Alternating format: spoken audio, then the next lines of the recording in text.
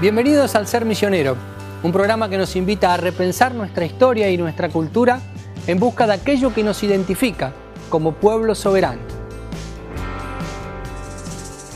En el capítulo de hoy nos vamos a la génesis de nuestra identidad, la raíz guaranítica que marcó la historia de este territorio durante siglos. La raíz del ser misionero es la cultura guaraní, presente desde tiempos remotos en la región de la selva paranaense.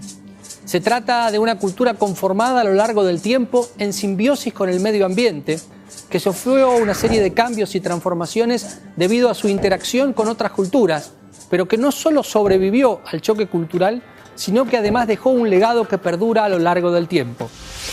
Lo guaraní está presente en diversos aspectos de nuestro cotidiano, desde elementos de nuestra cosmovisión política, como la idea de la autonomía, presente en la organización sociocultural de los guaraníes desde sus primeros tiempos, hasta en los nombres de los ríos, las ciudades y los arroyos de nuestra provincia. Lo cierto es que lo guaraní está indisolublemente impregnado a los misioneros.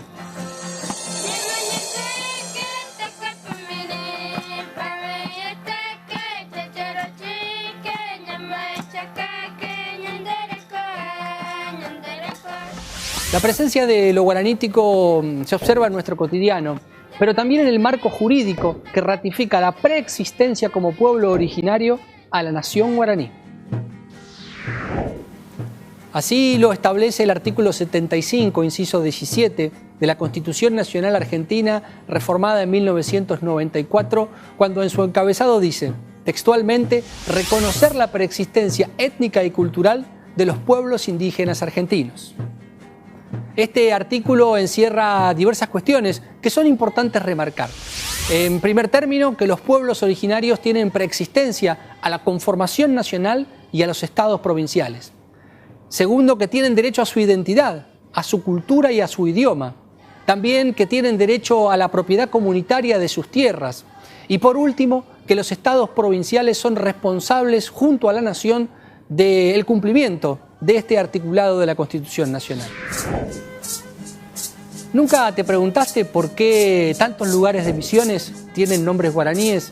La respuesta es bastante simple, porque fueron los propios guaraníes los que denominaron de esa manera a esos territorios y esos nombres han perdurado en el tiempo como una marca identitaria del misionerismo. Los guaraníes son parte de la familia etnolingüística tupí-guaraní.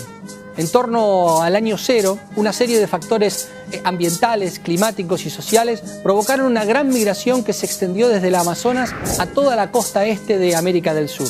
Los tupís se esparcieron hacia la costa atlántica del Brasil, mientras que los guaraníes siguieron los ríos interiores hasta desembocar en su destino final, que fue la selva paranaense.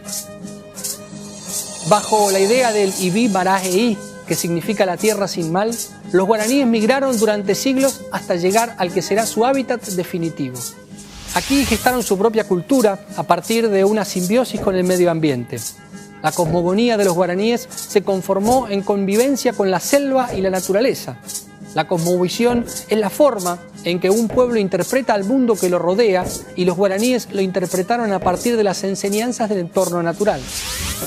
En términos de organización sociopolítica, los guaraníes se organizaban en aldeas autónomas, pero interrelacionadas entre sí.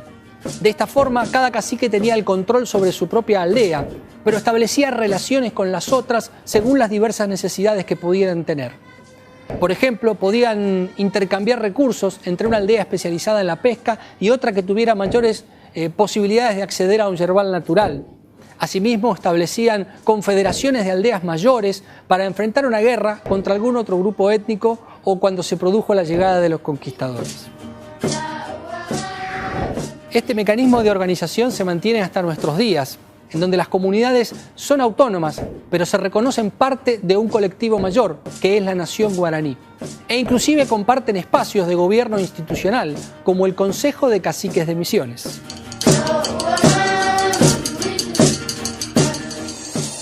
La invasión europea de América, a fines del siglo XV, comienzos del siglo XVI, supuso un choque de culturas que se saldó con el genocidio y el aniquilamiento de cientos de culturas nativas.